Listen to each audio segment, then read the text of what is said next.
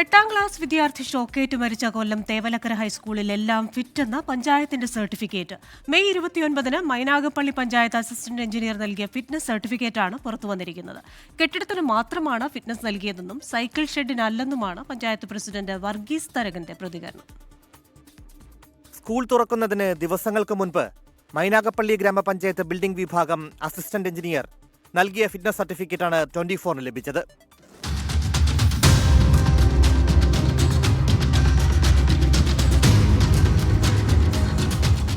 School കെട്ടിടങ്ങൾ ഉറപ്പുള്ളതും പ്രവർത്തനക്ഷമം ആണെന്നുമാണ് റിപ്പോർട്ടിൽ വ്യക്തമാക്കുന്നത്. എന്നാൽ സ്കൂൾ കെട്ടിടങ്ങൾക്കെല്ലാം ഫിറ്റ്നസ് നൽകാൻ കഴിയുന്നതല്ലെന്ന് സ്കൂളിൽ പരിശോധന നടത്തിയ ബാലാവകാശ കമ്മീഷൻ ചെയർമാൻ വ്യക്തമാക്കി. ഫിറ്റ്നസ് നൽകിയ സാഹചര്യം പരിശോധിക്കുമെന്ന് മൈനാഗപ്പള്ളി ഗ്രാമപഞ്ചായത്ത് പ്രസിഡന്റ് വർഗീസ് തരകൻ 24-നോട് പറഞ്ഞു.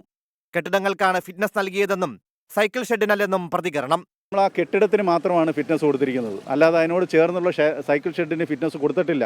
അത് അനധികൃതമാണെന്ന് മനസ്സിലാക്കി അവർക്ക് നോട്ടീസ് കൊടുത്തിട്ടുണ്ട്. തീർച്ചയായിട്ടും ഇത് പരിശോധിക്കപ്പെടേണ്ടതാണ്. കാലപ്പഴക്കം ചെന്ന കെട്ടിടങ്ങൾക്കടക്കം ഫിറ്റ്നസ് നൽകാൻ ഇടപെടൽ നടന്നുവെന്ന ആരോപണം ഇതോടെ ശക്തമായി. 24 കൊല്ലം.